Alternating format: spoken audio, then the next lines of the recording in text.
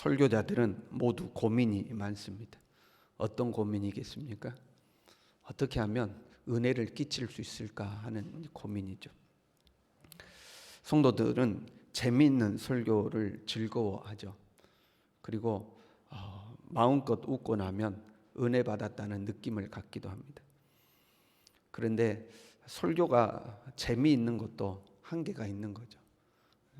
특별히 그런 달란트를 가지신 목사님들이 있잖아요. 즐겁게 하시는 목사님들. 근데 그분들도 부흥 집회나 이런 데서는 즐겁게 하시는데 본교회 설교할 때를 보면 한계가 있습니다. 목사지 코미디언은 아니지 않습니까?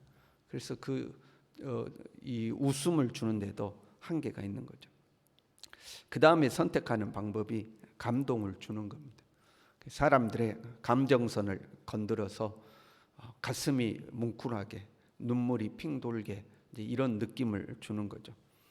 그러면 또 은혜 받았다고 느끼게 됩니다. 내 마음에 뭔가 뭉클하면 내가 은혜 받았다 이렇게 이제 느끼게 되는 거죠. 근데 거기도 좀 위험한 요소가 있습니다.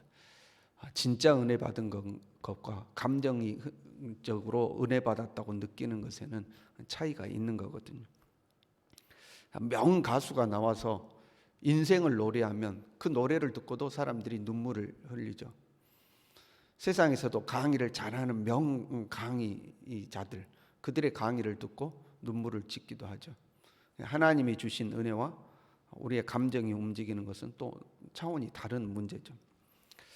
그 다음에 선택하는 것이 들어보지 못한 새로운 지식을 전달하는 겁니다. 성경을 새롭게 해석하고 또 여러 잡다한 지식들을 총동원해가지고 생전 들어보지 못한 말씀이다. 이런 느낌들을 주는 거죠. 그러면 새로운 것을 깨달았다. 깊이 있는 말씀이다. 이런 고백들을 하게 되는 것을 보게 됩니다. 설교자들은 항상 이제 그런 고민들을 하는 거죠. 어떻게 하면 은혜를 끼칠 수 있을까 하는 고민이죠. 우리 교회도 상당히 이제 신앙의 연륜이 있는 교회죠. 100년 되고 200년 된 그런 교회하고는 비교할 수는 없지만 그래도 신앙의 연수들이 다 있는 교회입니다. 자칫 잘못하면 표현이 좀 뭐합니다만은 어지간한 설교는 이 마음에 와닿지 않을 수가 있죠. 저거 다 아는 말씀인데 이제 이렇게 되기가 쉽습니다. 본문의 말씀을 보세요. 지금 바울이 고린도 교회에 분쟁의 문제를 다루고 있죠. 나는 바울파다, 나는 아볼로파다, 게바파다, 그리스도파다 이렇게 나눠진 분쟁의 문제를 다루고 있잖아요. 그 분쟁의 문제를 다루다가 갑자기 십자가의 도에 대한 이야기를 합니다. 십자가의 지혜와 능력에 관한 말씀을 하는 거죠. 이 십자가에 관한 이 말씀은 두 가지로 나누어 이해할 수 있습니다. 먼저는 우리는 십자가의 복음을 하나님의 능력으로 받아들였는데 세상 사람들은 그걸 모른다. 안 믿는 사람들은 십자가의 도의 능력을 모르고 미련한 것이라고 하더라. 이제 이렇게 해석할 수가 있습니다. 또한 하나는 교회 안에 분쟁의 상황에 관련된 말씀인 거죠. 지금 이렇게 분쟁이 돼 있잖아요. 우리 선생님이 낫다. 우리 스승님이 낫다. 우리 사도가 더 낫다. 이걸로 이제 분쟁하고 다투는 거잖아요. 그 분쟁의 요인 중에 하나가 가르침과 설교인 거죠. 사역자들은 그 어떤 목사님이 고린도 교회에 왔더라도 설교하고 말씀 가르치는 거 힘쓰지 않았겠습니까? 그럼 분쟁하는 성도들은 누가 더 잘 가르쳤냐, 누구 설교가 더 좋았냐, 이제 이걸로 싸운 거죠. 아무개 목사님의 설교가 훨씬 좋아. 아무개 목사님의 설교가 깊이가 있어. 아무개 목사님의 설교는 깊이가 없어. 이제 이런 걸로 싸운 거죠. 그리고 그 목사님의 설교, 나는 그 목사님에게 세례를 받았는데 우리 목사님의 설교가 훨씬 지혜 있고 깊이 있어. 그러면 내 자신까지도 우월한 존재가 된다고 이제 생각하는 거죠. 22절에 이렇게 이야기합니다. 유대인은 표적을 구하고 헬라인은 지혜를 찾으나. 그러니까 한쪽에서는 표적을 구한 거죠. 말씀만 잘 전하면 뭐해? 은사가 있어야지. 능력이 나타나야지. 병든 자가 낫고 귀신이 쫓겨나가고 방언이 터지고 능력이 있어야지. 표적을 구한 거죠. 한쪽에서는 지혜를 찾았어요. 여기서 지혜란 헬라 지역에서 지혜란 철학을 의미하는 거였습니다. 헬라 철학이 굉장히 유행했거든요. 그 사역자들도, 당대의 사역자들도 헬라 철학을 빌어서 이제 말씀을 증명해 보이곤 했습니다. 그래야 지혜로운 말씀이다 하고 이제 인정을 받은 거죠. 설교자는 그런 유혹을 받을 때가 있어요. 좀 더 수준 있게, 좀 더 고상하게 보이는 설교를 하고 싶은 유혹이죠. 그 어렵지 않는 기술입니다. 설교할 때 철학자 아무개는 이렇게 말했다, 신학자 아무개는 이렇게 말했다, 세계적인 석학 아무개는 이렇게 말했다, 요즘 나온 책, 유명한 학자가 쓴 책, 이런 책이 있는데 그 책에 의하면 이렇게 말했다. 좀 이런 표현들 집어넣으면 왠지 좀 유식해 보이잖아요. 고상해 보이고. 그런데 하나님의 말씀을 증거하는 데 있어서 하나님이 이렇게 말씀하셨다 그러면 되는 거 아닙니까? 그렇잖아요. 하나님이 이렇게 말씀하셨다 하면 되는 건데, 신학자가 이렇게 말했다, 철학자가 이렇게 말했다, 이제 그걸로 하나님의 말씀을 증명해 보려고 하는 거죠. 저는 그런 표현을 잘 안 씁니다. 여러분 제 설교를 쭉 들어오시지만 어떤 사람이 하나님께 이런 은혜를 받았다, 이제 이런 표현은 하지만 아무개가 이렇게 말했다, 아무개에 의하면 되지, 이런 표현들은 잘 안 쓰죠. 하나님이 이렇게 말씀하셨다, 성경에 의하면, 이러면 되는 거지 않습니까?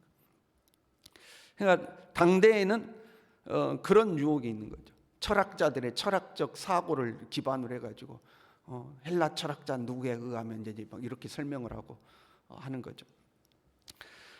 당대에 그런 관례를 따라서 그런 어떤 철학적인 설교, 논리적인 설교, 이제 이런 사역자들이 있었다는 거죠.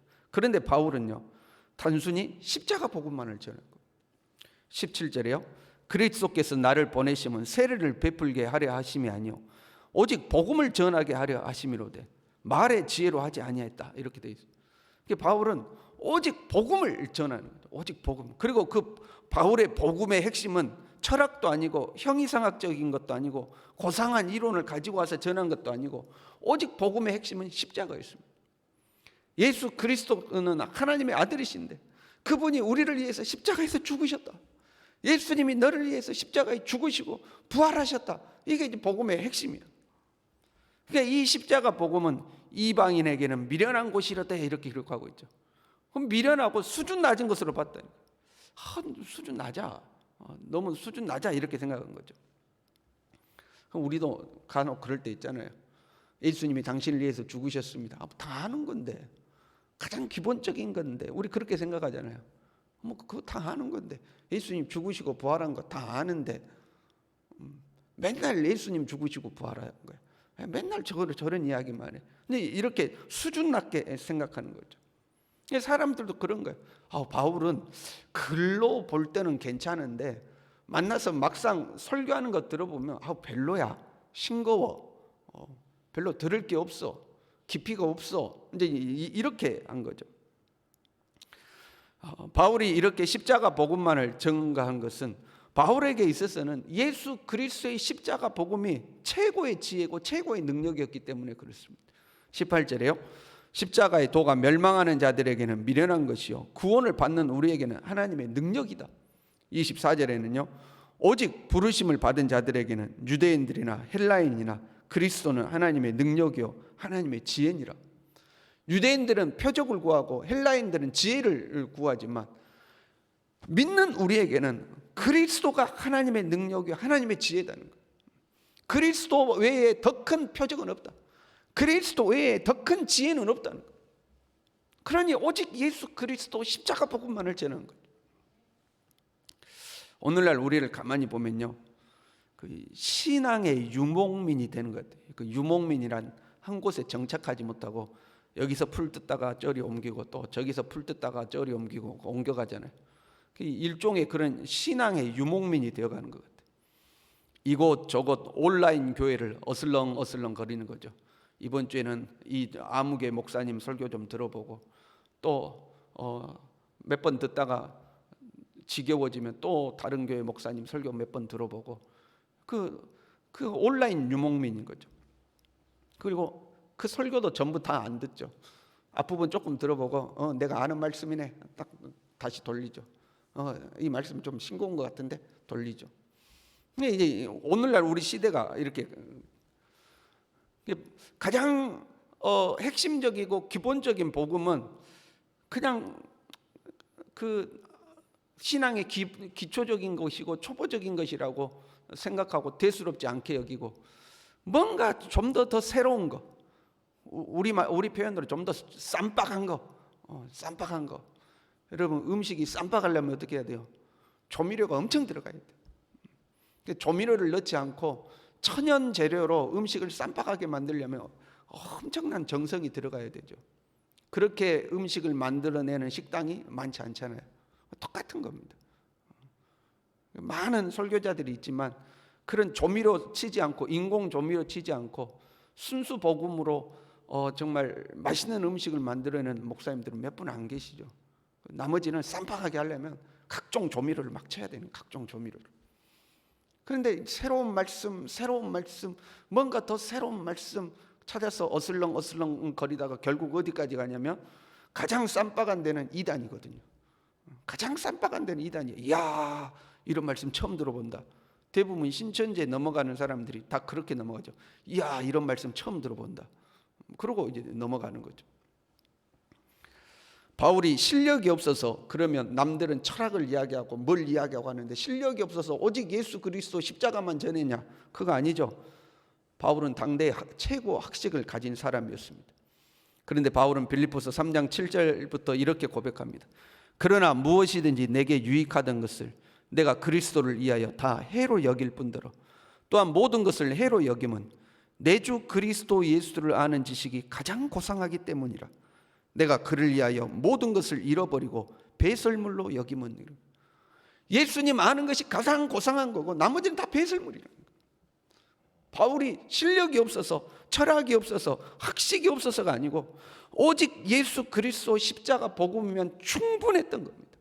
예수 그리스도 십자가 복음으로 만족한 겁니다. 오늘날 우리에게는 일종의 지적 목마름이 있는 것 같아요.